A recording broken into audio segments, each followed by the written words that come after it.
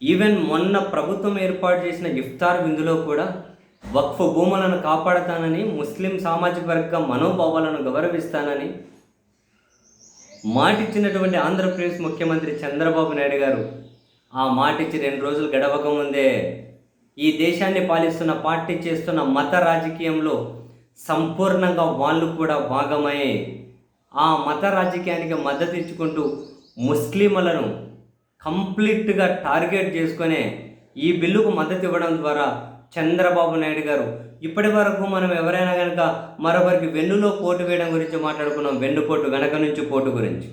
వెన్నుపోటు అంటే వెనక నుంచి పొడవడం గురించి. వెన్ను కనిపించదు కదా, కనిపించకుండా పొడవడం. కానీ చంద్రబాబు నాయుడు గారు మాత్రం తనను నమ్మి ఓటు వేసిన ముస్లింలనైనా, తనను నమ్మి తనతో రాజకీయం చేస్తున్నటువంటి ముస్లింలనైనా ముందర ఛాతిపోటే వేశారు. డైరెక్ట్గా ఛాతిపోటు. ఒక మత రాజకీయానికి డైరెక్ట్గానే మద్దతు ఇచ్చారు. మరి వీళ్ళు అదే లైన్లోకి వెళ్ళిపోవచ్చుగా, ఇబ్బంది ఏముంది, ఏం పర్వాలేదు. ముస్లింలు, క్రైస్తవులు, లేకపోతే ఇంకేదైనా కనుక చిన్న సామాజిక వర్గం, చిన్న గుంపు, లేదంటే ఇందులో ఇంకెవరైనా కనుక జెన్యున్గా ఉన్న నాస్తికులైనా, చిన్నది కాదు సమూహం, ఇటువంటి వాళ్ళకు వ్యతిరేకంగా మీరు ఇక చట్టాలు చేసేయండి. మీరు పూర్తిగా మత రాజకీయమే చేసేయండి. ఎందుకు ఇంకా ముసుగులో గుద్దులాటలు ఎందుకు?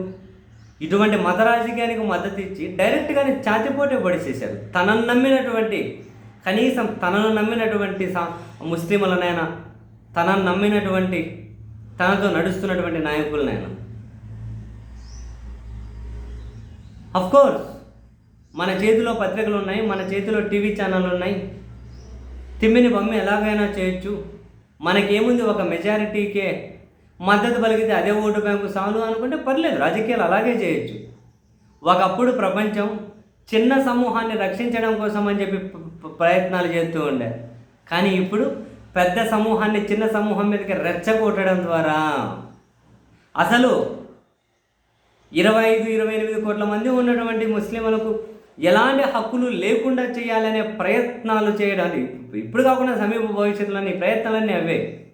ఏంటి విచిత్రం, ఒక ముస్లిం ఈ భూములకు సంబంధించి మాత్రమే సపరేట్ చేయడం ఎందుకు? హిందువులకు సంబంధించిన భూముల కోసం ఎందుకు చేయరు? ముస్లిం పేదల ప్రయోజనాల కోసం చట్టమట. మరి హిందువుల్లో పేదలు లేరా, వాళ్ళ ప్రయోజనాల కోసం ఇదే చట్టం వాళ్ళకి ఎందుకు వర్తించరు? ఇదే చట్టం ఇంకొకరికి ఎందుకు వర్తించరు? అంటే ఇది ఒక మత రాజకీయం చేయడం.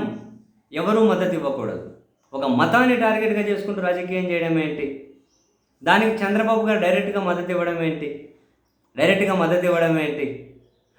ఫ్యాషన్ అయిపోయింది. ఒక మతాన్ని ద్వేషించడం ద్వారా వాడి నిజాయితీ పడని ప్రూవ్ చేసుకోవాలి. ఇప్పుడు ముస్లిం అనేటువంటి ఏదైనా కనుక ఒక తప్పు చేశాడు అనుకుందాం, మొత్తం ఆ సామాజిక వర్గాన్ని మొత్తం, ముస్లింలో కూడా తీవ్రవాది ఉన్నాడు అని అంటే ఆ సామాజిక వర్గం మొత్తం తీవ్రవాదులు అనేయాలి. ఇప్పుడు మరి అదే, ఇప్పుడు ఫర్ ఎగ్జాంపుల్ నిర్భయ అత్యాచారం దేశం మొత్తం మారుమోగిపోయింది. అందులో ఏ సామాజిక వర్గం వాళ్ళు ఉన్నారు? మరి వాళ్ళందరినీ కనుక రేపిస్టులు అనేస్తే ఎట్లుంటుంది? ఈ ప్రణయం చంపిన వాళ్ళు ఎవడు, ఏం సుభాష్ శర్మ గడవాడు, వాళ్ళందరినీ కనుక హంతకులు అనేస్తే ఎట్లుంటుంది? అట్లా ఉండదు. మిగతా వాళ్ళకి ఎక్కడ ఇది అప్లికేబుల్ కాదు. కేవలం ముస్లింలను టార్గెట్ చేసి మాత్రమే ఇవన్నీ అప్లికేబుల్. వాళ్ళ కోసం ఎవరు నోరు పిప్పి మాట్లాడినా వాళ్ళు దేశద్రోహులు, వాళ్ళు పాకిస్తాన్ పుట్టిన వాళ్ళు, లేకుంటే వాళ్ళు పాకిస్తాన్కి పుట్టిన వాళ్ళు, మొత్తం దేశద్రోహులు. ఈ దేశంలో ఈ 27-28 కోట్ల మంది ఉంటారేమో, వీళ్ళందరూ కూడా దేశద్రోహులే. ఇంతమంది వీళ్ళ మీద ద్వేషంతోనే రాజకీయ పార్టీలు బతుకుతూ ఉన్నాయి.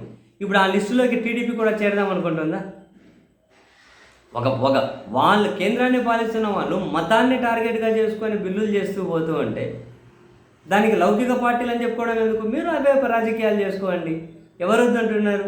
మీ మీదేమి తిరుగుబాటుకి ఎవరు రావట్లేదు కదా, అందరూ అదే పని చేసుకోండి, ఏముంది?